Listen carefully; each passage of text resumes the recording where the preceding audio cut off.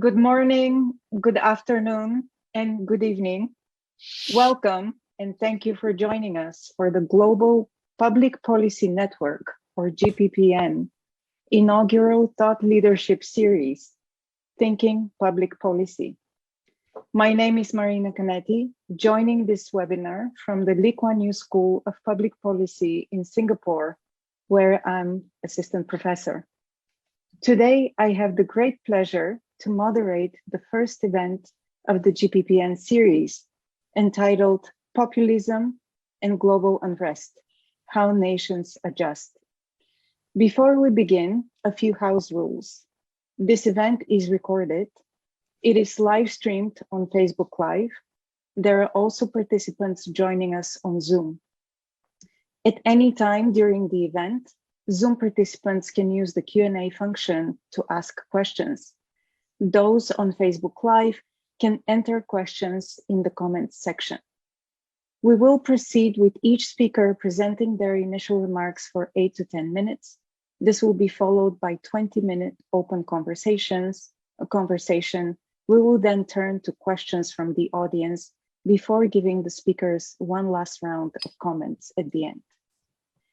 Now, before we turn to our esteemed panelists, let me very briefly set up the context for today's conversation. As some of you might remember, back in 2017, the Cambridge Dictionary declared populism the word of the year. This was perhaps not surprising following Donald Trump's 2016 victory in the US presidential elections. In many ways, Trump also embodied the archetype of a demagogue, the type of leader who rallies popular support with targeted messages and high-pitched appeals to people's emotions. As one political commentator observed, it was also events such as Trump's presidency and Brexit that made populism, quote, a taboo, a term imbued with foul, nativist odor, end quote. And he also warned us that, quote, those that embrace populism do so at their own peril. But apart from the bad name it gets today, it is also the case that populism remains poorly defined and difficult to understand. To the extent that there is an agreement amongst academics and political commentators, it is on the basic premise that populists oppose globalization, migration, experts, and are against the political establishment. Populists are also characterized for their view of society as two antagonistic groups comprising of the, so to speak, pure people versus the corrupt elite. Donald Trump's emblematic expression captures this distinction most precisely as he declared in his inaugural address back in 2017, quote, for too long, a small group in our nation's capital has reaped the rewards of government while the people have borne the cost, end quote. And of course, one can easily find similar quotes from Viktor Orban, Marine Le Pen, and Nigel Farage. But following the work of sociologist Rogers Brubaker, let me also give you a sense of how populism remains a paradox, especially during the COVID pandemic. Populism is hostile to experts, but it has flourished at a time when expertise has become indispensable. Populism thrives on crisis, but during the pandemic, populists have accused the mainstream of fabricating the crisis. And while typically protectionist, populists have rallied against mask mandates, vaccinations, and lockdowns imposed by the so-called nanny state. So where do we go from here? Earlier in my remarks, I mentioned that those who embrace populism do so at their own peril. But could it be also the case that those who ignore populism do so at their own peril? As countries reopen their borders and seek to revive their economies, what can we expect from populist movements? What impact might they have not only domestically, but also on global affairs and foreign policy? Joining me in tackling these questions our three most esteemed members of the global academic community. Professor Thomas Christensen is the interim dean of the School of International and Public Affairs at Columbia University, James Shotwell Professor of International Relations, and Director of the China and the World Program. Professor Danny Kuan is Li Ka-shing Professor in Economics and Dean at the Lee Kuan Yew School of Public Policy at the National University School of Economics and Political Science. Let me now invite each of them to take the floor for 8 to 10 minutes for their opening remarks. Thomas, over to you. Thank you, Marina. Thank you very much. And thanks, Danny, for putting this together. I wanted to say at the outset that I'm going to try to touch on some of the themes that I know that Danny and Andre will discuss. But I wanted to emphasize that I think a lot of the trends that we see in terms of nationalism and anti-globalization really started before the pandemic, and they've been exacerbated by the pandemic. And I think a bigger factor in the long term has been the 2008 financial crisis.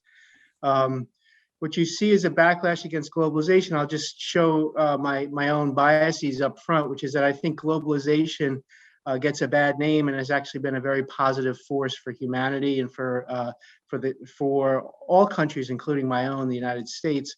That is because it has pulled so many people out of abject poverty, and also because, and I'll make this argument later, I think it's been a major force for peace in interstate relations. And I think that's particularly true in East Asia, the area that I study most intensely. Long before the pandemic in the United States, there had been a turn against globalization. And I think this was best represented by the 2016 presidential campaign. Marina had mentioned that President Trump won that campaign on a populist platform, but the other candidate, Hillary Clinton, and candidate Trump opposed the Trans-Pacific Partnership explicitly, and that was to appeal to domestic politics at the time. And when President Trump became president, of course, he pulled out of the Trans-Pacific Partnership, and then he started to raise tariffs that were inconsistent with the World Trade Organization commitments of the United States, not only against rivals, but also against allies. So there was a real push to reverse a lot of what I consider to be progress in the international economic multilateral sphere long before the pandemic. If we looked at the Democratic Party going into the 2020 elections, again, before the pandemic, there was a thought process within the Democratic Party that fell under the label foreign policy for the middle class. Now, no one can really oppose a foreign policy for the middle class. It sounds very good, but it really looks a lot of times like a cover for protectionism and opposition to multilateral institutionalization. And if we look at the Biden administration's policies since it took office, there's a bit of a contradiction there. I personally support their notion that if the United States is going to compete with China, one of the greatest advantages the United States has are allies and partners, and that we need to restore our relations with our allies and partners, and that all makes sense. But there's really no economic component to the strategy because the allies and partners are moving forward with various multilateral deals, and the United States is absent because multilateral economic deals have gotten such a bad name in the United States, to include China's initial accession to the WTO, something I'll return to later in my comments. Then you have the UK with Brexit, and that all preceded pandemic.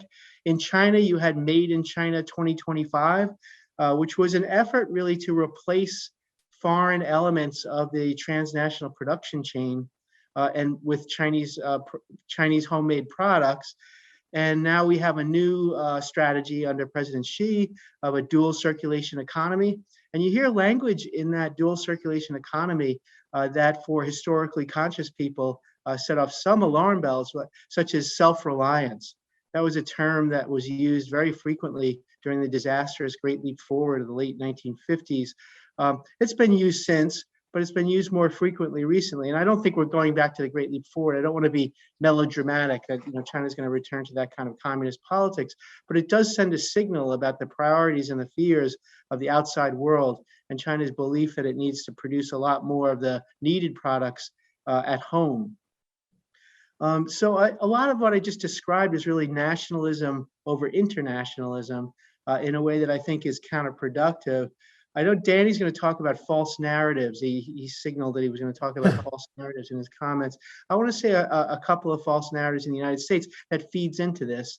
And one of them is the idea that China's accession to the WTO in 2001 was somehow bad for the United States. It was naive to allow it to happen, and somehow has caused harm.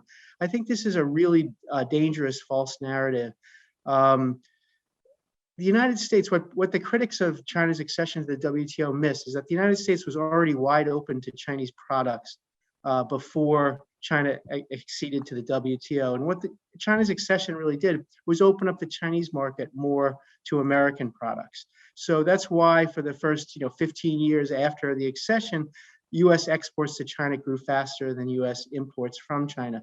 But there's a bipartisan consensus now that this was a disaster for the United States and potentially for the world that China joined. Another thing that China's accession to the WTO did was it accelerated a pre-existing trend where regional countries were investing into China to create the transnational production chain that we currently see, building factories there, selling parts into those factories, and creating a lot of intra-regional interdependence. And I strongly believe that that's been a force for peace.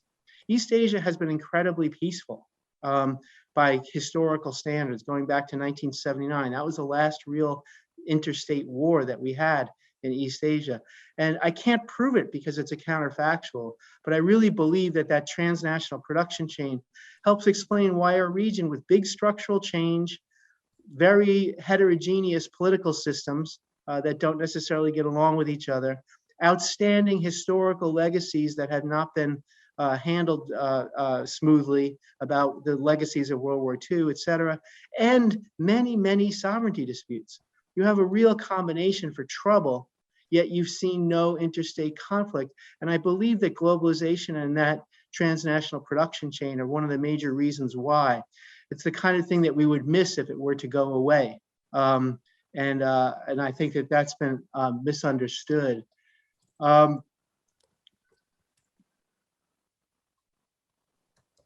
The pandemic has made this problem worse because the transnational production or supply chain has come under stress because of the pandemic. And now countries are taking that opportunity to say, we need to be less reliant on the global economy in order to make sure that we have ready supplies of products. And the US is pushing for more domestic production under that, for that reason. But I think it was already there. Those ideas were already there in the Trump administration, and also in the idea of a foreign policy for the middle class. The pandemic has also led countries to try to find foreigners to blame for their domestic suffering. And we've seen that in the United States. We've seen that in China. And that exacerbates the kind of fear of the international system, the fear of dependence on the international system that will continue to challenge what were long-term trends in globalization and in institutionalization of economic cooperation that I think have been very positive. I wrote in 2020 in a Brookings piece that the pandemic has created a real tragedy in U.S.-China relations in particular. That it's a tragedy in the sense that there was a giant opportunity, an obvious opportunity for cooperation between the United States and China to help vaccinate the entire world and to try to fight this disease that challenges all of us if you're not going to have a more clear common enemy, and also poses real practical challenges to each individual country in the sense that if you don't vaccinate the entire world, new variants will come and they will pose huge problems. So you're not going to get a better chance for cooperation than such a common threat to all of the leading powers and all the smaller powers in the world. Yet what you see in the United States is the desire to fear the outside whenever there's a new variant or a new challenge.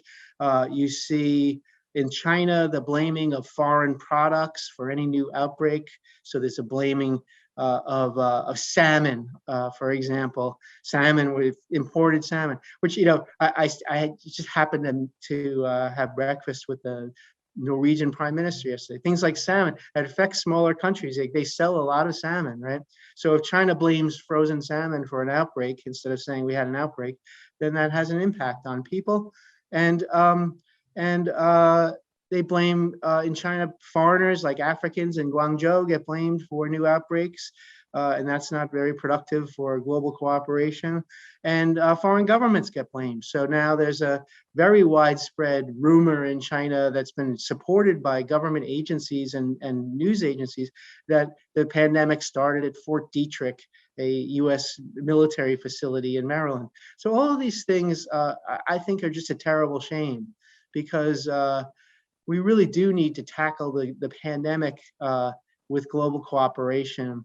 And I don't mind if we compete in it. And I'll close with this. You know, in the United States, we have this tradition for children. At Halloween, they go and they collect candy, as you probably know, house to house. But when I was a kid, there was another thing that you did when you went around house to house. You collected money for UNICEF, the children's organization for the UN, in a little orange box, and people would put coins in the box. And then we would all go to school and we would dump out our box to see who, you know, collected the most coins. And it was a competition. But if you won the competition, that was great. But I always felt like if you lost the competition, it was even better, because someone else raised even more money than you did for poor kids around the world. And I wish we would look at the pandemic relief efforts in that light, countries like the United States and China, that we should compete, we should want to win. But if someone else distributes even more vaccines than we do, that means even more vaccines were distributed, and that's a good thing. So competition doesn't have to be nasty, and competition can be productive. And I'll just close with that. Thank you very much, Tom. Let's turn over to Danny for his comments. Thank you, Marina, and thank you, Tom, for such a wonderful beginning to this panel. As you were proceeding, I kept nodding my head because I was agreeing so much with you, your comments about globalization, missed opportunities, so many things that we could have done better. I want to, given what you've done, I might turn my attention more to focus on domestic developments surrounding global unrest. I agree with your analysis of the foreign policy situation, but the domestic developments also need our attention. So is global unrest the great grand challenge of our time in each of our societies, everywhere around the world? You know, if it is not the grand challenge, it's certainly global unrest, social unrest, the erosion of social cohesion, certainly one of the most pressing problems of our time. It's right up there in when the World Economic Forum goes around, surveys the world, the erosion of social cohesion, it's spilling over into social unrest and global unrest, the potential for political instability, it ranks right up there with the other grand challenges of our time. So I want to unpack this a little bit, because you see, even the World Economic Forum, when it looks at this, it makes the natural connection. Inequality, the gap between the rich and the poor, between the haves and the have-nots, what Marina referred to earlier, between the ensconced elites and everyday ordinary people. This gap between segments of our society within societies, that's what's driving up unrest and eroding social cohesion. I want to dispute that. I want to suggest that there actually are causes to what's going on domestically, spilling over into the kinds of foreign policy issues that Tom was talking about. And we need to also understand what those domestic developments are, but they don't really turn on the common trope that it is inequality. So I want to do this by actually also looking at the pandemic as an example from which we can draw lesson. Just as Tom drew valuable lesson about foreign policy, I want to draw lessons about domestic policy from the pandemic.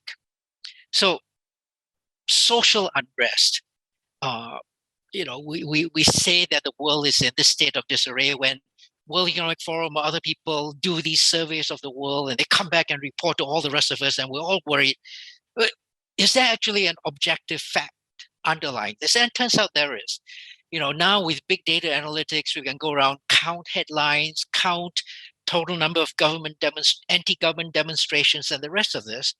And no matter how you slice it, social unrest has been on a sharp upward slope throughout the decade of the 2010s. Exactly as Tom says, many of the challenges that we're facing today in terms of global unrest, the pushback against many of the things that we value, those of us discussing this here, this began before the pandemic.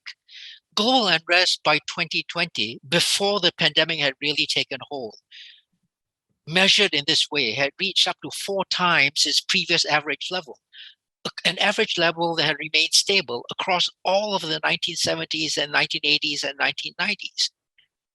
Social unrest is real.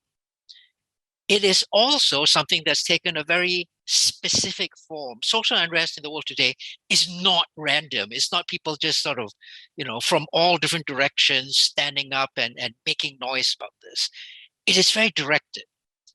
And its direction is in the main populist. So I hark back to what Marina said. 2017, Oxford Dictionary had already pointed out that this was taking over discourse. And it's taking over discourse in a very directed way. Populism is anti-establishment. Trump played up his anti-establishment credentials. Populism is about ordinary people standing up against elites. Part and parcel of that is that when the establishment stands for liberal economic ideas, stands for globalization, populism is against those. It veers instead towards authoritarianism and against openness. Now, all of this is dangerous stuff. All of this drives the kind of self-destructive policies that I think nations are undertaking in their foreign policy when they turn against friends and allies, when they turn against the good things that have driven their economic prosperity. It is hugely important to understand what this populism is due to. Let me suggest an idea that turns out to be not such a good idea. If populism is about the gap, the distance between elites and ordinary people, it's about the distance between the establishment and everyday life. What could be more natural than the idea that the driver of populism is also about a distance, namely the gap in incomes between rich and poor? So a trope has developed everywhere in the world. Inequality is bad in our nation. It is driving populism. We must do everything we can to break that link because populism has all these unpleasant offshoots. Now, I'm going to argue in the 2.5 minutes I've got left, this is actually not a very good way to think about the world. I'm going to make that argument and then leave it because I'm going to end at identity politics. I know someone else following in this sequence who has a lot to say about identity politics will take over from there. So I'm going to truncate what I'm going to say. I'm going to focus on why inequality is not the right driver for populism. We look at the pandemic, and here I'm going to turn now to thinking about the pandemic. I'm going to use that as an experiment, a very unnatural experiment for what's going on in the world. History shows that following pandemics, social unrest spikes. It grows up and it gets out of control. So can we learn about the causes of global unrest from this coronavirus experience? Now, at first, it sounds like it is simply a confirmation of the inequality idea. The poor suffered during the pandemic. But here's the question I want us to think about. Did the poor suffer worse during the pandemic because there were rich people around them? Or did the poor suffer just because they didn't have enough resources to get by? The jobs that the poor worked at shut down over the course of the pandemic. The poor suffered from that. But did those jobs shut down because someone in the next building could zoom in to work over Wi-Fi? Incomes of the poor fell during the pandemic due to physical quarantine and travel restrictions. But would those incomes have fallen any less if there was no inequality in society and society was egalitarian but completely poor? So I want to conclude by suggesting that out of the seeds of this discussion is actually a culprit. The culprit is not inequality. Because you see, historically, just as in the current pandemic, there's a paradox. And that paradox sees resolution in global social unrest. The paradox is this: responsible governments during a pandemic craft policies to counter disease. They want to keep their people safe. Yet, people are angry at these policies because they view these policies to be working against their interests. But then, how can your keeping me safe be against my interests? So here is where I'm going to hand off to Andres, because what's happening is that people and government leaders are diverging in their perception of risk. And as this dynamic proceeds, everyday people are going to grow to mistrust more and more scientists and government authorities. Credibility and authority are called more and more into question. Scientists and experts are going to grow more and more distant from everyday people. And what it does is it opens up space for the growth of alternative, non-fact-based narratives, fake narratives. And this growth is amplified manifold by many of the trappings of modern society. You know, in 2021, the Guardian newspaper described a big data analytics study that showed how just 12 online social media personalities that had a combined following of 60 million altogether accounted for 3/4 of all anti-vaccine misinformation worldwide. Socio-political discourse in the midst of this paradox has moved away from being evidence-based. It moved towards conspiracy theories and versions of identity politics. People have lost confidence in societies and they take to the streets. Social cohesion erodes, not because the facts justify it, but because the narratives do. And in conclusion, I want to suggest that the way forward is public policy needs to take on these narratives. It needs to, yes, repair the terrible things that have happened to the poor, but that's not the end of it. Nations need to speak truth to power and speak truth to those who are not in power. There's only ever one truth, but there are many false accounts. Nations, political leadership needs to communicate their truth. The more that truth emerges and is confirmed and verified, even hard truths, the better will be trust in experts and scientists. Because you see, if we lose this battle of communication and fake narratives to the populists and the political demagogues who exploit it, and fake narratives become normalized, the next battle will become even more difficult. This, for me, is what the pandemic has taught us. And it is not the facts we need to get under control, but it is the fake narratives and the socio-political discourse that has removed itself from facts that are truly the dangerous stuff that's emerging. Back to you, Marina, and back to the panel. Thank you very much. Thank you very much, Danny. Let's turn it over to Andres. Thank you very much, Marina. Thanks, Danny, and the team in Singapore for putting this together. Great initiative. And of course, Tom and Danny predictably provided wonderful introductions to the subject. And I'm going to follow on their steps. And I do want to refer to some things Tom said and to a number of things that Danny said. But before I do that, let me say that I celebrate that we're talking about populism. I am from Latin America, and of course, we have property rights over populism. We invented it. So, you know, there are a few American historians claim that populism was really a late 19th century US phenomenon, but, you know, that was not the real thing. The real thing was Latin America in the 30s and the 40s. You know, I watched Donald Trump on TV, and yes, he is a demagogue, and yes, he is a populist. But compared to Perón in Argentina or Vargas in Brazil nearly a century ago, he was really more of an apprentice, right? And I say this to be a little flip, but I also say it for a more substantive reason, namely that our take on populism, its causes and its consequences, depends a lot on where we sit. You know, the old adage, you know, where you stand depends on where you sit, is very much true here. And I fear sometimes that what has become conventional wisdom in, you know, international news media is excessively influenced by the experience of the US and the UK.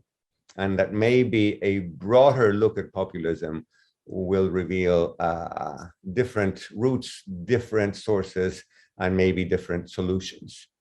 And here, you know, both Danny and Tom said two things. I'm not saying they agreed with him, but they stated them.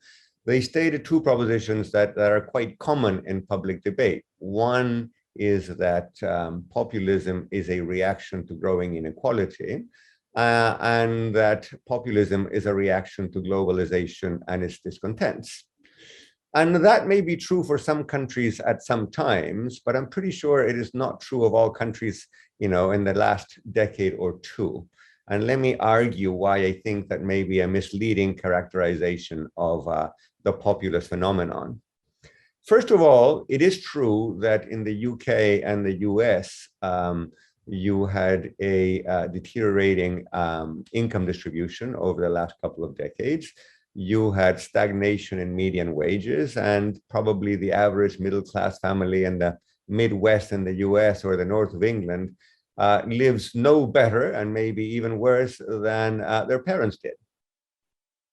That is certainly not the case in a number of other countries which have been experiencing populism. If you take a drive through Poland or Hungary or Brazil or the Philippines or Mexico, you will find that, first of all, per capita incomes are probably 2 or 3 times what they were a few decades ago. And secondly, in a number of those countries, the income distribution has been getting better, not worse. Latin America justly gets scolded for being a very unequal region, and we are a very unequal region. What doesn't, you know, get mentioned often is that until the pandemic and for the previous 10 or 15 years, the Gini coefficient had been dropping in most places in Latin America. So I'm not, you know, as much of an econometrician as Danny is, but I do know that if one variable is going up and the other one is going down, we have a problem, right?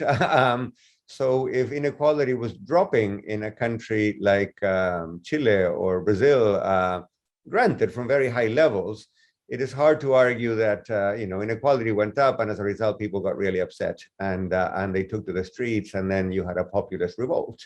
We need something else. At the very least, we need a story, to quote the great Albert Hirschman, of why the tolerance for income inequality shifted over the years and across different stages of economic development.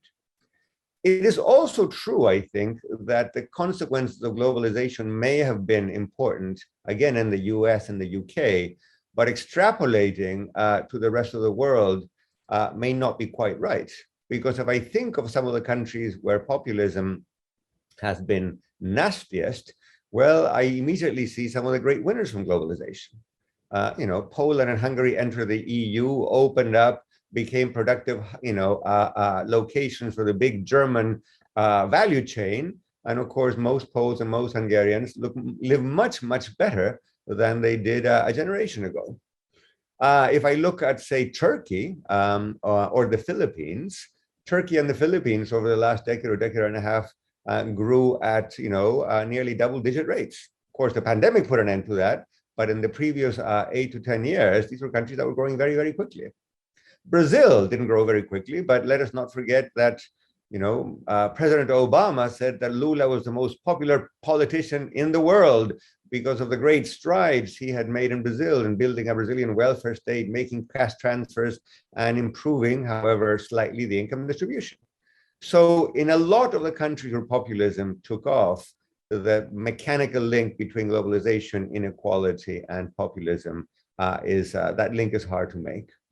Last but not least, it seems to me that if inequality were really the main story, we would be getting loads of left-wing populism and not much right-wing populism. And that's, Brazil had a left-wing populism, now a right-wing populist in office. Mexico, of course, has a left-wing populist in office. In Greece, you had Syriza in power briefly. But the real story is not there in the last decade. The real story is right-wing populists. And it's hard, mechanically at least, to tell a story in which you say inequality went up and it went running to the Republicans. We need something else in that story. So the question is, what is the something else? And in line with what Danny said, I think that something else has to be something along the lines of identity politics. And if the two deans and friends will allow me, let me draw on my personal government experience here. We're schools of public policy. So let me tell you a very short public policy anecdote. I was the Minister of Finance of my country, Chile, 12 years ago. And about 6 or 7 months into my tenure, it was Christmas time. So I thought I'd have an end of the year dinner with the members of parliament from our government coalition who sat on the finance committee. People that I saw all the time because the bills that I sent to Parliament went through their committees. And there were about 15 in total. So they came to my house for dinner. In the Southern Hemisphere, of course, Christmas is at a time of good weather. So we were outside in the backyard. And before dinner, I thought I'd, toast to our success. So I raised a glass and I said, I want to thank everybody in this room or in this yard, because over the last year, we passed, I'm going to make up the number, I forget, 27 bills. And we did such a good job, and the bills were of such high quality that 22 out of the 27 even had opposition support. And this is a testament to our ability to get along, a testament to craft really good quality legislation. And I raised my glass to that. And you know what happened? Nobody raised their glasses in return. Toast fell entirely flat. There was a very awkward silence in the room, until the very senior Social Democratic senator said, Minister, you're clearly an academic. You're new to this business. So forgive me if I make a point that I know my colleagues will share. We hated when bills passed with opposition support for two reasons. A tactical one, when there's a fight, the journalists turn up and we get a lot of coverage. When there's a lot of agreement and there's no fight, we get no coverage. But more fundamentally, we don't want to be photographed with those guys on the other side of the aisle. That's them. This is us. So, Minister, please, we want to ask, we have a formal request for the next season. Send us a lot of bills that we know will never get approved, but where we can pick a good fight with the opposition. You will be doing us a great favor. And that taught me a big lesson in politics. We academics, we economists, we public policy people tend to think that a good bill that gathers support across the aisle is a great outcome. Practicing politicians don't like that, because more important to a practicing politician than the content of the bill is the picture on the day of approval. And if you're standing next to a guy whose politics you don't approve of and whose morals maybe you question, that's not good for you. It's not good for your career, and you're going to get killed on social media. Bottom line, we human beings are very, very groupish. Everybody on these Zoom calls nowadays tells the story of what they did during lockdown. I was in the UK, we had a very long lockdown, sorry. What I did was I began reading evolutionary biology and anthropology because I wanted to understand what it is about humans that makes it so groupish. And, I'm certainly no expert, but a caricature description of what I learned is this. Back in the day when we were all hunting for woolly mammoths, in the flatland somewhere, a few thousand years ago, we learned that, these animals were large. And if, we went at it alone, the woolly mammoth would probably stomp all over us not only would we not get dinner, we would probably die. So, we realized that we had to work in packs to put down that very large animal. And that meant two things. First of all, we developed very strong bonds with a certain group with whom we collaborated to get our dinner. But it also meant that once we had actually captured the beast and we were, cutting our steaks, we were very distrustful of the other guys who lived across the valley or in the next valley over, who might want to come and quite literally eat our dinner. And of course, many of these instincts are built into our moral intuitions. The picture of human nature that most economists use, very much of an enlightenment picture, is completely wrong. Most psychologists and brain scientists and anthropologists and evolutionary biologists would tell us we have intuitions. These intuitions are built in or sometimes learned at a very early age. And among these intuitions, typically we have one that is very strong. I like these people. I am inherently distrustful of those other people. And populism is in fact a systematic way of doing politics by manipulating these basic moral intuitions. My favorite writer on populism is a Princeton professor, a guy called Jan Werner Miller. He's German. And Miller says populism is all about the moralization of politics in a particularly nasty way. That nasty way is to divide the world into us and them, and we are virtuous and they are nasty. If it's right-wing populism, they, the nasty ones, are the elite. If it's right-wing populism, they, the nasty ones, are some minority group. It could be the country next door, it could be immigrants, it could be an ethnic minority, etc., etc., etc. And the manipulation of those instincts is, in fact, what makes populism so powerful. Now, having said that, I think there are two questions that remain. I don't really have the time, so let me just enunciate them. One is, we have to do the econometrics right. Namely, we have to show why that problem became more acute. Because again, if I just told you that we have had these instincts for a few thousand years, why now? What's going on now that makes that identity conflict more intense? And here, maybe globalization does play a role, but it's not an economic role. It has to do with loss of control, something that the Tory party in the UK, has made a lot out of. It has to do with migration. It has to do with the increasing diversity, ethnic and cultural, of societies. It has to do with an accelerated pace of cultural change, etc., etc., etc. I'm not saying cultural change is bad. I'm simply saying that it, like most good things, it has unintended consequences. And this may have been one unintended consequence. And then the other big question is, of course, what can we do about it? And here, I suspect there's a role for policy, and most importantly, there's a role for politics. In policy, the big question, I think, is how do we expand what we might call our circle of sympathy? There's a book by Peter Singer, I'm quoting Princeton professors today, in which he talks about the expanding circle. I think the task of policy today is to expand that circle.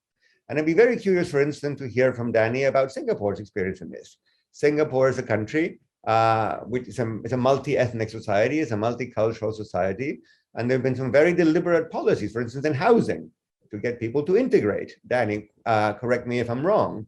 And I wonder to what extent in countries, for instance, where increasing ethnic diversity or cultural diversity is a reality, and from my point of view, a very welcome reality, what kinds of policies to promote the expanding circle of sympathy and kindness may be useful and may be productive.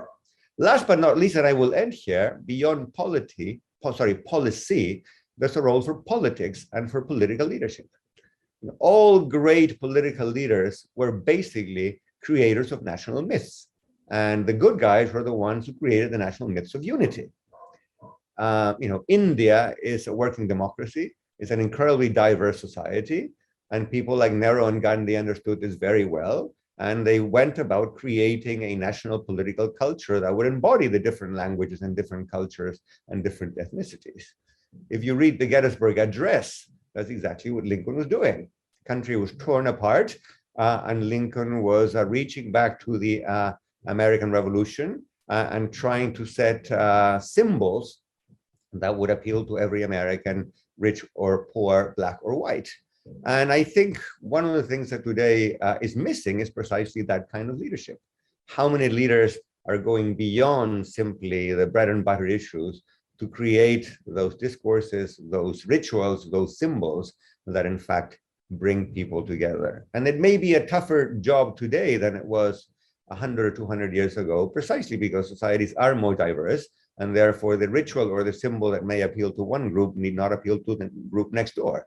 And therefore the task is more challenging, but precisely because of that reason, it is also more important. Maybe that's one thing we should be discussing with our students and teaching our students how to do. Let me stop there. Thanks very much.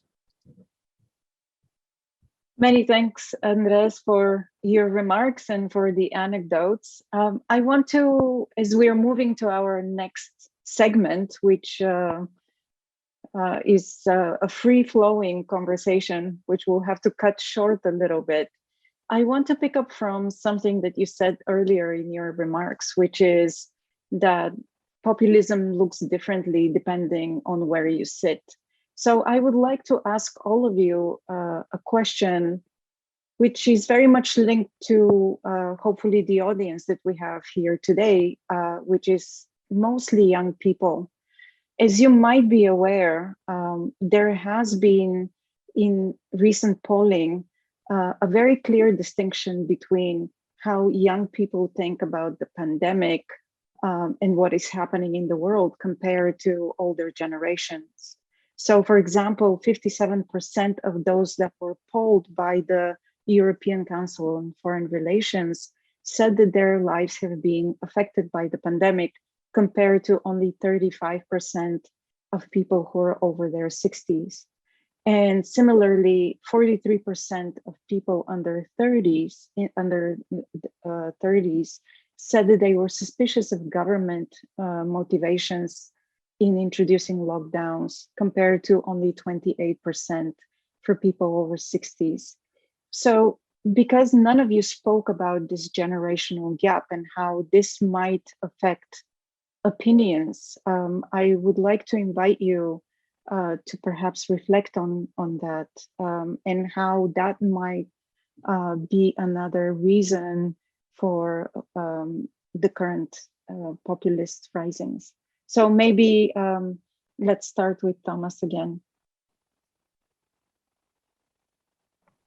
Well, it's not really an area of expertise for me. I think it varies, as Andre said, from country to country, how these things play out. There are a lot of angry, middle-aged white people in the United States who would subscribe to your description of the younger people in your surveys. And for me, listening to Andre, I thought his talk was brilliant, and I think the real challenge for the United States, because we do have a narrative in the United States, we do have a system that is built on inclusion.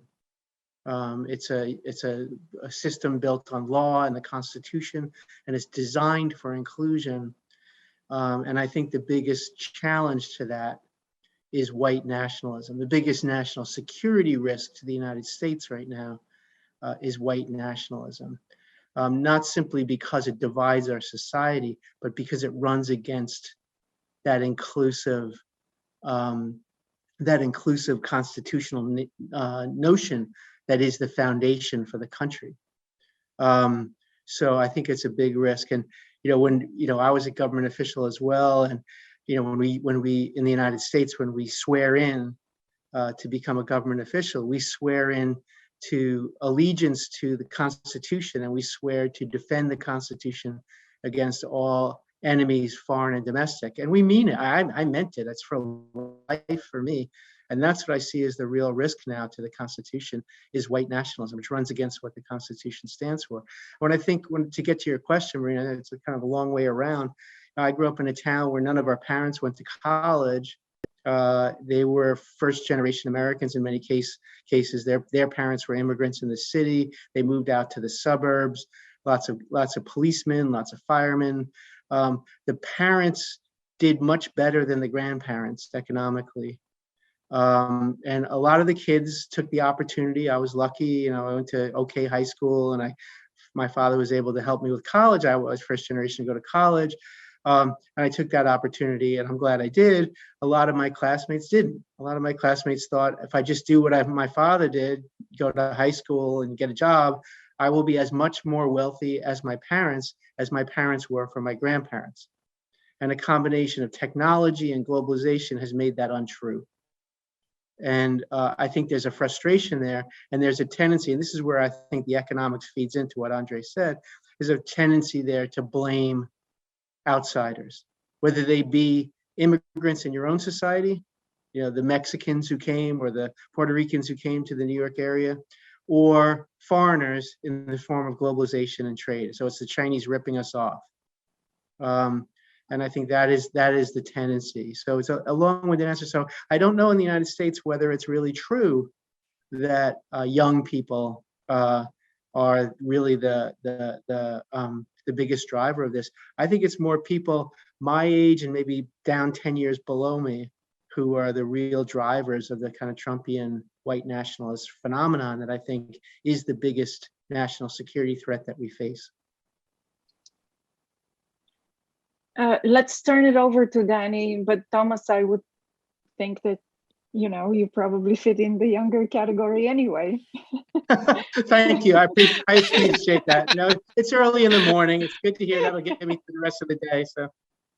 So maybe I can respond to your question, Marina, by also bouncing off something that Unrest said, and I'd be keen to understand how Tom sees this. So one of the threads that ran through, I don't have a clear idea. I don't have a clear read either on the facts about the young people versus older people divide. Partly because I still remember a time when the young people were the ones who were idealistic and progressive, and who wanted to do the right thing. And we at that time sort of thought of the older generation as being, not quite with the facts of the world. That they harked back to a time when things were just painted differently. And it was harking back to that image that drove their actions, whereas the young people were scientific. We thought about rational argument, and we bought into that idea.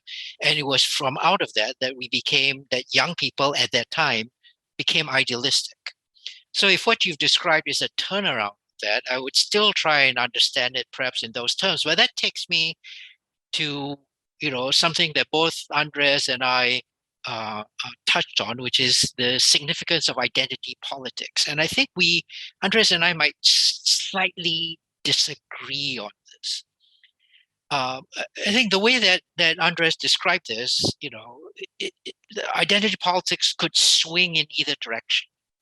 It could swing towards being something very good, as when a leader like Abraham Lincoln unified the nation by drawing on the sort of the higher aspirations of all citizens. Or it could turn to the kind of white nationalist arguments that Tom Christensen has just described. You see, for me, the sort of logical difficulty there is that identity politics only makes sense when it is limited. It is limited to my group. Those people sitting around the mastodons and the woolly mammoths, it had to be a small group. It couldn't be everyone. Once you try and include everybody in identity politics, it's no longer identity politics. It's just everybody unified to a higher goal. So for me, I don't actually see an optimistic slant to identity politics.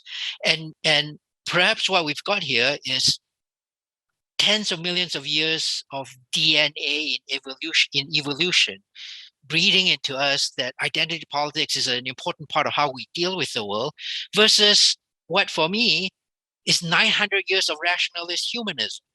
900 years when we've been thought and taught to think that the world fell into a rational structure, and that if we denied that, we were anti-science, we were anti-humanism, we were anti-everything that has made modern civilization what it is. And so I'm not so willing to give up on the idea that we need to go back not to an identity politics, but we need to go back to a core of rationalist humanism founded on empirical evidence and fact, founded on scientific thinking. For me, the disaster is if we dismiss experts, because it is rely on experts to speak truth to power, to speak truth to the unhappy things, the unpopular things around us. And in dealing with the pandemic, what for me has been most distressing is how easily humanity has been able to shed a dependence and a trust in expertise. That because of this dissonance that we're seeing between what government policies are and what our own lived experiences are, society has grown further and further away from believing that science, evidence is the right way out of this. Instead, we fall into an identity politics that's necessarily bounded. That's us versus them, and whether that boundary extends to the boundaries of our island or boundaries of shores and the other lives overseas, or whether the boundary extends to just people of the same color as us, same skin color as us, it is a boundary. And it's that hard boundary that makes me not hopeful for how identity politics can continue and to take us to a better place. That's kind of where I end up, Marina. Thanks very much. Thanks everyone for such a thoughtful conversation. Over to you. Thank you, Danny. Andres, let's turn over to you, but if you can keep it short, because we have a lot of questions and I would like to give the audience a chance to ask those. I will keep it very short. Thank you, Marina. And I'm going to basically just follow up on Danny's last remarks, because I think, at least as far as I see it, that's the core of the matter here. I don't think, Danny, that we can choose to say yes or no to identity politics. Identity politics is simply built into the structure of our brains and spirits. I think the question is it a virtuous or is it a nasty source of identity politics? When Lincoln was doing his bit at Gettysburg, he was engaging in identity politics. It just happened to be virtuous because he was appealing to a certain values that would bring people together, but those are universal values of respect and dignity. And every talented politician understands this. And the problem with a lot of the debate, say, on the loss of respect for experts, now, this is a huge problem for us. Three of us are deans of schools of public policy. We're training experts, right? And the political system is saying to us, hey, guys, we don't want you anymore. I arrived in the UK as, the Brexit debate was, peaking. And, a senior government minister was saying Britain has had enough of experts. And I remember thinking, oh, my God, I've come to the wrong country. But I think rather than simply complaining, we have to understand that it is our job to become credible experts and to become part of that. Again, I'm sorry for repeating my metaphors, of that circle of credibility and respect and kindness. We economists, Danny, love the principal agent problem.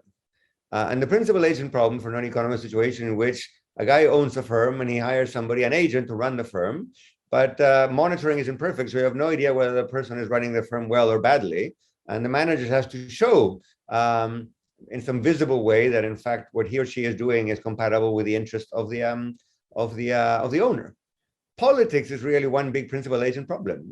Elected officials or experts or people hired for the NHS, whatever.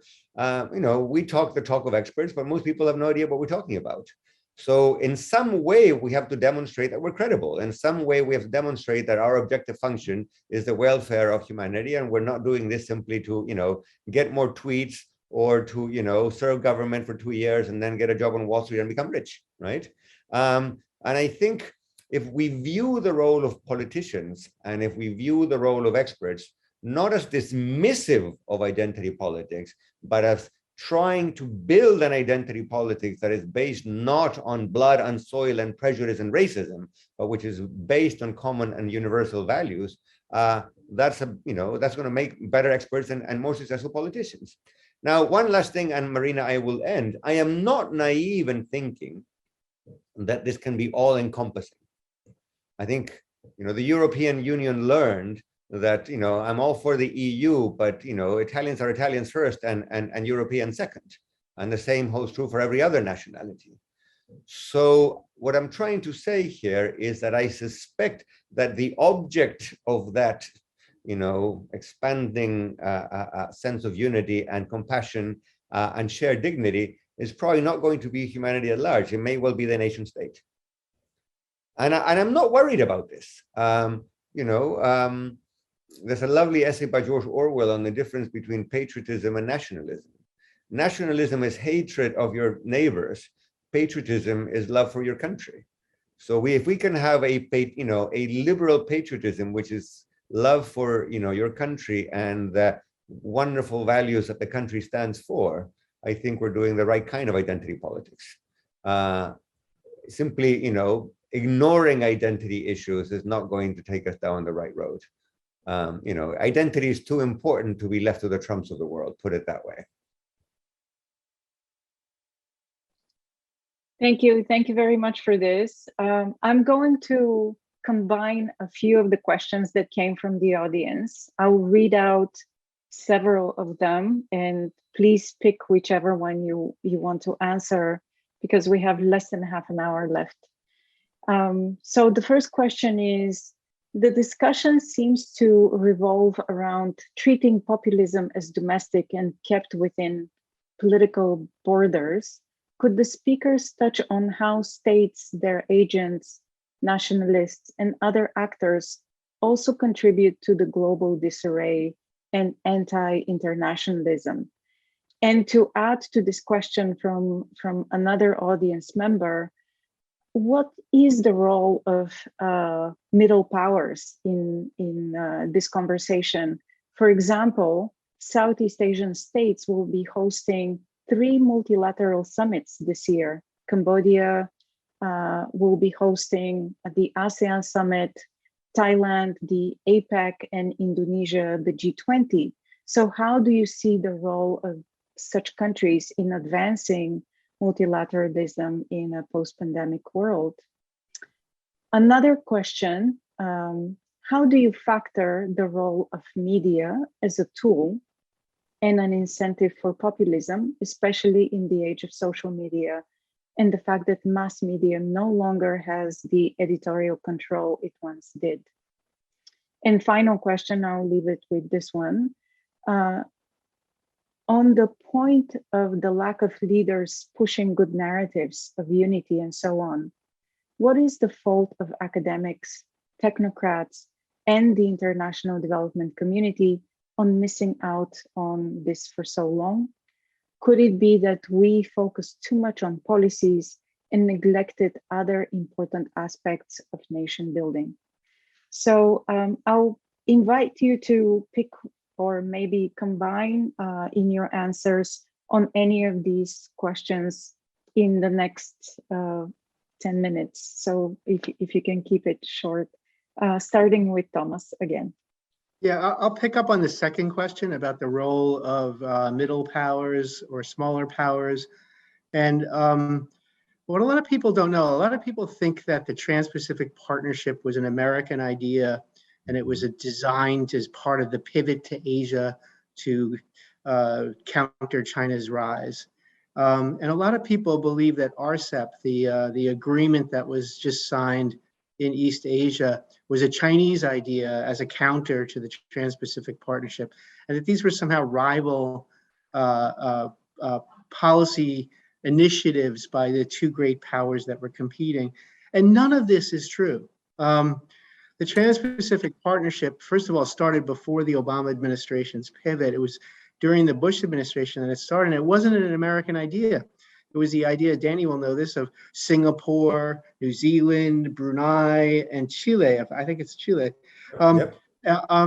And the idea was that the WTO was no longer addressing the very real problems that were posed by a transnational production chain and a globalized world with a lot of investment across borders, and you needed a higher standard agreement. And we in the Bush administration, I was in the government at the time, we decided to negotiate it because we knew it was a high standard agreement because Singapore was involved, and Singapore had the highest standards that we saw. And we thought that in the long run, what would happen, Marina, is that China would get jealous. They would be on the outside of this agreement because it had very high standards that they couldn't meet. They would eventually get jealous, and then they would try to meet the standards, and they would open up their economy more and protect intellectual property rights a little bit more. And then they would join, and everyone would be better off. It was very much a positive sum, long-term approach. And that was the TPP. RCEP was really started by one of my colleagues at Columbia, Maria Pangestu, in Indonesia. And it was a good idea, and others latched onto it. So I just think that that's something that these countries can do, and what they can do. And here we have a situation where the follow-on to the TPP, after the US pulled out, the CPTPP, China wants to join now. So that was a long-term goal way back when, and the danger is that they'll water down some of the standards, et cetera. But if that process makes my country jealous and we join, I still think it would be a positive sum outcome. And it'd be ironic that that's the way it played out, given the way the United States first engaged with that organization. But I think smaller powers and middle powers, it's the force of ideas. They can create ideas that force the other powers to compete with each other to win over their hearts and minds in a way that produces a positive sum outcome. And I think that they can play a great role. Great. Danny, over to you.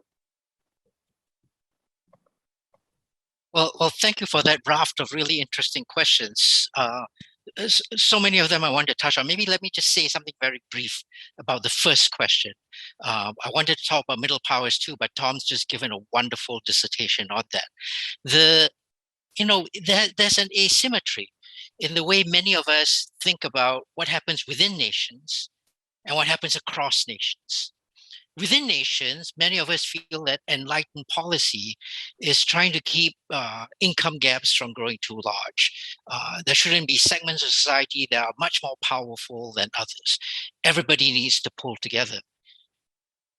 Those same observers will often, when it comes time to look at the international community, turn 180 degrees. They say, well, actually, in the international community, what we don't want is lots of powers vying to do the same thing. Lots of powers, sort of keeping track, catching up with one another. What we want are hegemons that keep the world stable. We want the great powers of the world to continue to be the most powerful, and that's what leads to good outcomes. So I suspect that we've got this, and this is in contrast to, say, how Woodrow Wilson and other great internationalists thought about how the community of nations should behave the same way that communities within nations, communities of people within nations, obey law. And so there's a divergence in how we think about these journeys for people within societies and the community of nations in the international community. For me, I would like to see a greater convergence of how we treat these two problems, and how middle powers, along with everybody else, should be fully engaged, full-on participants in determining outcomes for the international community. But because we've neglected that, there's a long way to catch up on this. And for right now, populism spills over from within nations to exacerbate the disagreements across nations. Let me leave it as that. Thank you very much. Thank you. And Andres? Thanks very much. Great questions. Briefly, on state actors and the international dimension of populism, well, clearly some kinds of populism exploit and manipulate not simply the distrust toward domestic actors, but toward other countries, whether nearby or far away. We've been here for 1 hour and 10 minutes, and we have not mentioned the fact that a major European war could be breaking out, any hour, any day now. And if that is not a populist manipulation of identity, in this case, you know, an attempt to reconstitute the old Soviet Union and repair the wounded pride of one particular country, Russia. I don't know what it is. I'm certainly no IR expert. Tom may disagree here, but that strikes me as a classic example of, you know, manipulation of identity politics at the global level. And this is a very, very, very big issue, of course. You could say something that is not all that different about Turkey and the role that Turkey is playing in the world today. And I can think of a couple of other examples. On middle powers, I am, you know, I'm the kind of guy who spent a lot of time at, you know, APEC meetings and Mercosur meetings and all kinds of these meetings. I'm all for them.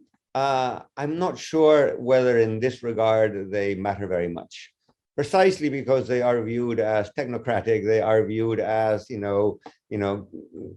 people in fancy clothes getting together to talk in jargon that most citizens don't really understand, right?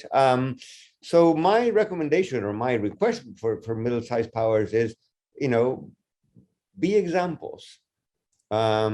You know, in the world today, you know, with all due respect to the Americans on the call, the US is really not a country that the world looks to for examples.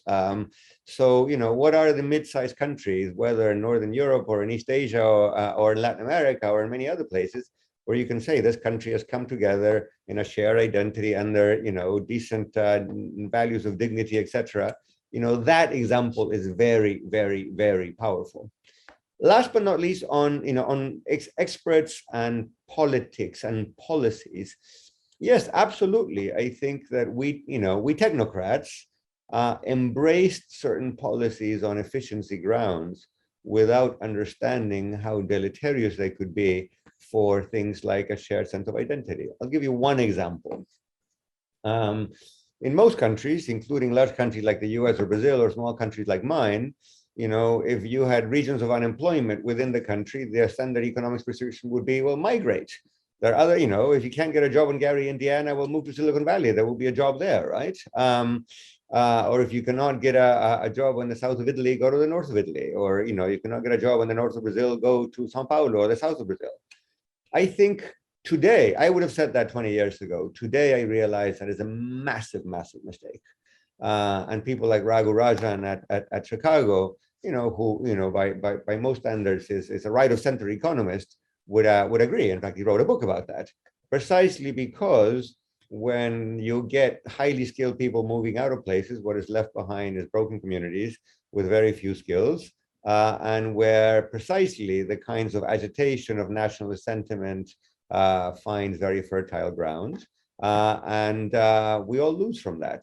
So as an economist, would I be more receptive today to policies that maybe will cost the treasury a little bit, but which will keep people in place, which will keep communities strong, which will make, you know, the sort of important links that we have with our neighbors and the people across the yard or across the street stronger? You know, is that a smart use of government money? Yes, I think it is. Of course, the devil is in the details. You can do those policies right, or you can do them wrongly. But the principle of what in Europe is being called place-based policies is one that most economists would have dismissed a decade, you know, or a generation ago. Most sensible people are not dismissing them anymore, and I think that's a step forward. Thank you, Andres. We are moving into the final segment, and I want to invite you for your final remarks, but I want to do it with a prompt, and the prompt comes from, again, a question in the audience. So I will read that question and I'll leave it up to you whether or not you want to include it in your final remarks, but it's quite provocative, so I think you'll like it. So here it goes. Eric Fromm said that we often want an escape from freedom, from the burdens of making choices in an increasingly complex modern society. Liberalism says humans are responsible for their condition and can choose and shape their fate.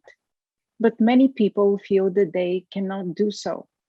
There are too many complexities around them, and they want a man on a horseback who will make choices for them and lead them back to simplicity and age of old verities. What do you think of this? I will Right. invite you for your final remarks and perhaps reflect on this question, starting again with Thomas. Thank you very much, Marina. And thanks to Danny and your whole team for putting this together. I really enjoyed it. I'm going to probably leave before the final comments are made by my colleagues. So I thought I'd take the opportunity here to say thank you to all of you. Yeah, I think that is an issue, Marina. And I think that there's two factors that I wanted to emphasize before I left. And I'm talking here to a large degree about my own country, but touching on what Andre said before about multiple countries around the world, I think it's true. And the first thing is that the great powers in the world need to behave with more confidence. And I think that that's the biggest thing. People talk about a lack of trust between the United States and China. And I think what's really lacking in US-China relations, which really drives a lot of things around the world, is a lack of confidence. So you have Americans saying they need to make America great again.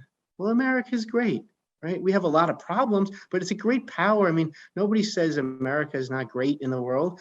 And this emphasis that we need to restore American power or glory or something is an invitation, to get to your question, Marina, and the excellent question of the audience member, an invitation to look for a great leader to restore some mythical great time. I grew up in the United States in the 1960s and 70s.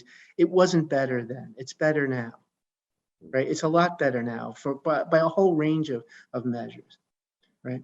And this gets to a second point, which is there's a tremendous amount of whining in the world. I'm the youngest of 7 in my family. So my father was in the World War II generation, and he was in an immigrant family in the Depression in the United States. A big family. He was, the oldest male, and there were a lot of older sisters. And back then, the oldest male had to work. So he was working for probably the age of 5 or 6 years old, and in a family house painting business, mixing paint from scratch and painting. And then he went off to war and fought to liberate France from the Germans. And then he raised a family of 7 kids. And it's just on a personal, my mother died when she was young, and so he raised all of us on his own. And I just think of his life as incredibly difficult. Like, his life was difficult from start to finish, right? And then I have I hear all my contemporary Americans talking about how hard things are because of immigration, or how hard things are because of globalization. And I think it's incredible whining. We have it so much better in my generation and below my generation than my father's generation had. It's incomparably better. But you would never know it talking to my father's generation, who really appreciated peace. Just the fact that we weren't killing each other in huge numbers was enough for them to have a nice barbecue. And I don't know, I'm starting to go into a sermon, so maybe it's probably time for me to stop. But I think that's the two things is, I mentioned the United States, make America great again. There's China, the great rejuvenation of the Chinese nation. Guess what? The Chinese nation's been rejuvenated. It is respected around the world as a great power. It's not the opium war anymore, guys, right? It's over. So stop acting like it was yesterday. It wasn't yesterday. Keep your chin up, be confident, and act like a confident, responsible, great power rather than an aggrieved post-colonial nationalist mess. And that's true for the US, it's true for China. So the confidence is there. And then within the countries, people have to realize how much better off they are than their parents, their grandparents, and their great-grandparents, and appreciate the benefits that we enjoy. And I think if we could change that psychology, we get a long way towards getting rid of this nationalism and the guy on the horse. Thank you very much, Thomas. Let's turn over to Danny. Before Tom vanishes, I want to thank him and Andres for participating in this very interesting conversation. Your goodwill and your time, I greatly appreciate it. I also want to say to Tom that I loved I've had it with all these complainers and these deniers of what facts are. That the fact is, you actually all have a very good life, and let's not constantly focus on the negative and talk ourselves into such a state of distress. I wanted to make maybe 2 points about how I think about that question and how it relates back to the original part of this seminar. It's one way ahead to say that this is what people really want. They've had it with, just as Tom has described, there are people in society around us who've had it with the difficulties that modern life presents. They want to go back to a simple time. And there are different variants of what that image looks like for all of us. And the image in your question is rather extreme, I have to say, but I can understand where it's coming from. I don't think, however, that that's what reality is today. I think that demagogues actually have to work pretty hard to get people to come to their side. It's not just a case of, okay, just sit back, be happy, you don't have to think anymore, just go along with me. It's not. They actually have to make an argument. And that argument turns on the kind of identity politics narrative that Andres has so expertly and wonderfully described to us. But then there's a further twist that connects up with the modern world. It begins with an us versus them. You make the choice, you come with us. It is not just being with us means you don't have to think. You come with us, you made that conscious choice. But in addition to that, there's a further spin that the world is zero sum. Because once you've come with us, we simply must win. Because if we don't win and the other guy does, then we've lost. That's why this idea of national rejuvenation, that's why this idea of make America great again, that's why the contrast in so much international discourse between America must be number one or else it's flat on its back. The truth is, it's not either extreme. The United Kingdom is a wonderful example of a country that's not number one, and it punches above its weight in many, many different dimensions. So there's a lot of room for that middle ground. And what we've done here is that we've constructed a world that is full of difficult choices. And that difficult choices is being manipulated by those who would prey on us, who want to antagonize us versus them, and who promote that zero-sum perspective on the world, which benefits them, and then which draws the rest of us into this. Let me end by taking on this question by saying that actually people do want to be able to determine outcomes, because the people who are most frustrated, the people who feel that they've lost confidence in society, the ones that take to the streets, that are responsible for the erosion of social cohesion, that happens when people feel they no longer have control over their destiny. That happens because they feel that nothing they can do will affect the outcomes. They have nothing to lose. And it seems to me that as public policy scholars, as policymakers, we must strain every sinew, do everything we can to give people that control, to allow people to control their own destiny, to allow people to provide for their families, and provide people so that when they look forwards in life, they see good answers to, this is my station in society now, will I be able to continue to progress? The answer is a resounding yes, for the reasons that Tom described for us. When people ask, will the deprived like me in society see that society continues to have space for them so that they do have choice, they're not permanently deprived, we have to tell them a resounding yes. We have to create the environment, the tools, the political and economic environment that gives people that choice, not take that choice away from them. So I am afraid I have to reject, in a good-natured way, the direction of the question that you posed for us. Thank you. Back to you and to Andres. Thank you very much, Danny. It's good to see you so optimistic at the end. Let's turn over to Andres. Thanks, everyone. Again, wonderful event. Thanks for organizing it, participating, and providing such great insights. I'm going to say one thing about whining and then turn to the question. Clearly, by any objective measure, people on planet Earth live better today than a generation 2 or 3 ago. And there's a wonderful book by Steven Pinker, of course, that makes this point pretty much on every dimension, right? And we forget this at our peril. And we academics, even empirically minded academics, are also guilty of pursuing negativity, because if you go to a dinner party and say everything is great, people turn away from you. If you say there's an impending crisis, people say, "Oh, that's interesting. Tell me more." Right? Yes. Clearly, earlier generations that suffered a great deal are more cognizant of the improvement. Generations that were born into prosperity, much less so.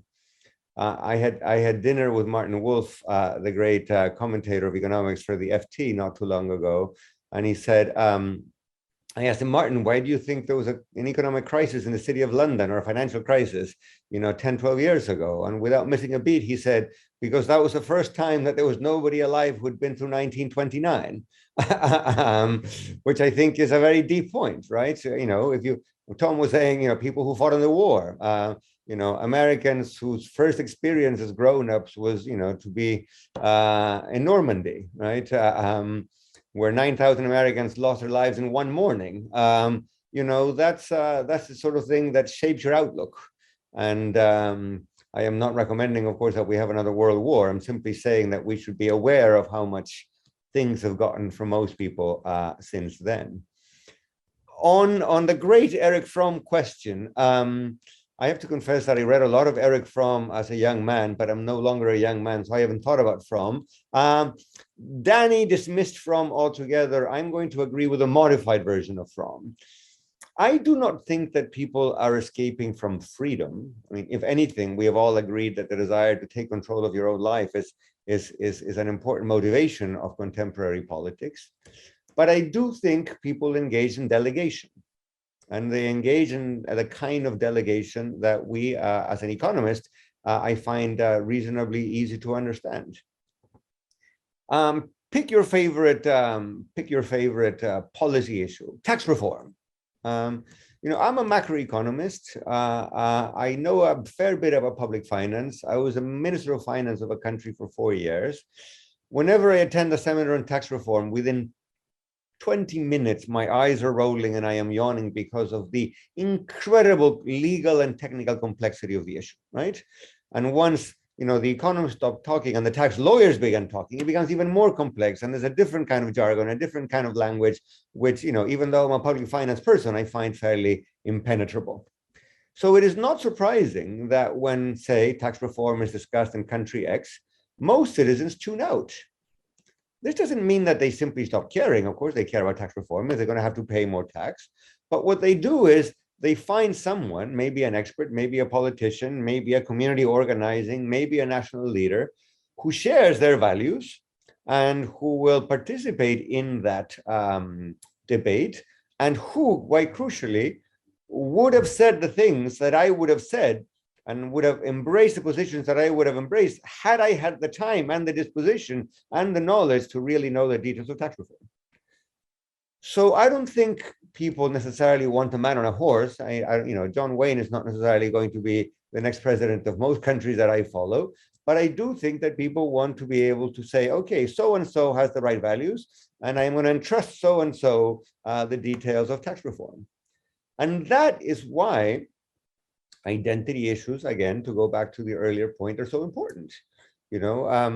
When I lived in the US, I was always puzzled by the fact that, glossy magazines devoted so much attention to whether the president in the White House had a pet. And, and there were big articles on glossy pages about, whether the pet was a dog or a cat, what kind of a dog, and what did the dog get for Christmas. But I can understand this now. You can infer, if the president is nice to the president's dog, well, the president is more likely to be nice to, not only to other animals, but to other living creatures, including human beings, right? So we make those inferences all the time. And you talk to pollsters, and, I spent a portion of my life when I talk to pollsters a lot more often than I talk to academics. What every pollster will say is, people will vote for you if and only if you come across as the kind of person they would like to have a beer with. And you have to come across like the kind of person who would like to have a beer with them. If you come across as aloof, I wouldn't want to have a beer with you, maybe a cognac, you can be sure you're not going to get any votes. So, to put it in more academic terms, and I will end here, we academics worry a lot about the quality and credibility of policies. In my experience, that this is not a game about policies, it is a game about policy makers. And what we need to do is play the game right and have the right policy makers with the kinds of values and policies that Danny would like, engage in the right kind of identity politics so that they will come across as the kind of person that people would like to have a beer with, and therefore like the kind of person upon whom they would entrust choices on very technical matters like tax reform. Easier said than done, but I think that's the way we need to go. And again, thanks very much for a great event. Many thanks. And before Tom runs out, thank you very much, Tom, for joining us, as well as to Danny and Andres for a great conversation. The fact that we ran out of time shows that there's too much to discuss on populism, the man on the horse, and the future of the world. I also want to thank the audience. There were more than 30 questions in the audience. I spared you some of them just for the sake of time. Otherwise, we would have stayed here for another 2 hours. Just some housekeeping announcements at the end. If you enjoyed tonight's discussion, join us for the second webinar in the series, which will take place in February. This will be on climate change and sustainability. I know there were a lot of questions in the audience on climate change that we did not address in this conversation, but we will do so in our next webinar. Please also give us some feedback before you leave. We would very much appreciate your experience from today's webinar. You can click on the link in the chat comment section or scan the QR code that you will see on your screen. Thank you again, Danny and Andres, for joining the conversation, and to the Lee Kuan Yew School for organizing this fantastic event. Have a good afternoon, morning, evening, wherever you might be.